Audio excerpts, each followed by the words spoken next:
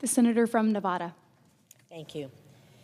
Madam President, on October 7th, 2023, Hamas terrorists shocked the human conscience when they carried out a brutal attack on Israel. They killed innocent men, women, and children, and took hundreds hostages, including Americans. I still remember waking up that day to horrific reports coming out of Israel, the heart-wrenching stories of people brutalized, of women raped, the mass murder of more than 1,200 people, and the abduction of so many men and women and babies and the elderly. And these hostages, they're more than just names. They're more than just statistics. They are mothers, they are fathers, they are sons, they are daughters, they are friends, they are community.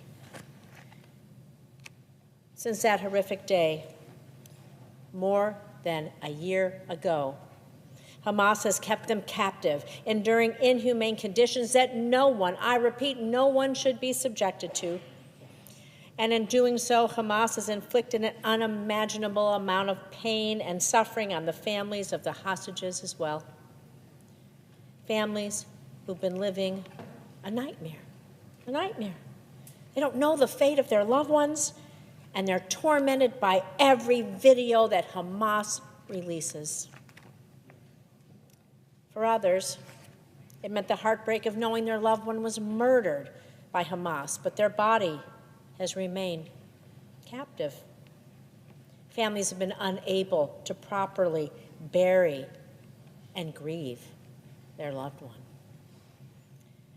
And in the days, weeks, and months since that terrible day, I've met with many of the hostage families repeatedly, both in Israel and the United States.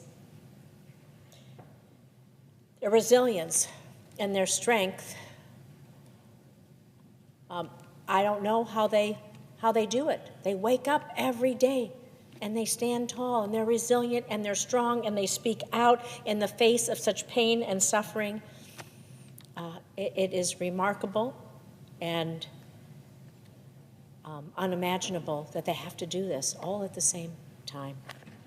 And each time I've met with these families, I've made it clear I'll continue to do everything I can to make sure that they're reunited with their loved ones. That's why the agreement between Israel and Hamas, which has paused the conflict and commits to bringing the remaining hostages home, is welcome relief. The deal is also helping to save civilian lives in Israel and Gaza by putting a stop to the fighting. It's ramping up the delivery of much-needed humanitarian aid into Gaza. So let's be clear. This agreement was possible because of the United States' steadfast and unwavering support for Israel. And it was brought about because of the advocacy of the hostage families, together with bipartisan diplomatic leadership. So now I'm going to take a moment. I'm going to speak directly to all of the families who have been waiting for nearly 500 days, waiting for news, waiting for a phone call, waiting for a moment that they could embrace their loved ones once again. Your pain, your perseverance, your strength in the face of heartbreak and tragedy, and your tireless efforts pushing forward for a deal, pushing forward for progress, you got us to this point. You did. You have made the difference. And though nothing can undo the devastation in the past 15 months, I can only hope that this agreement can begin to provide some form of relief. I know that we were all relieved to see 3 hostages finally freed over the weekend and reunited with their families. Romy, Emily, and Daron, finally home. Finally home. The images of embraces with their mothers, fathers, sisters, brothers, it filled our hearts. It fuels our resolve. And we know that our work is not yet over. And so I want to be clear. The United States We will not rest until every single hostage is returned home. Now more than ever, we must continue being vigilant to make sure that this agreement is fully carried out.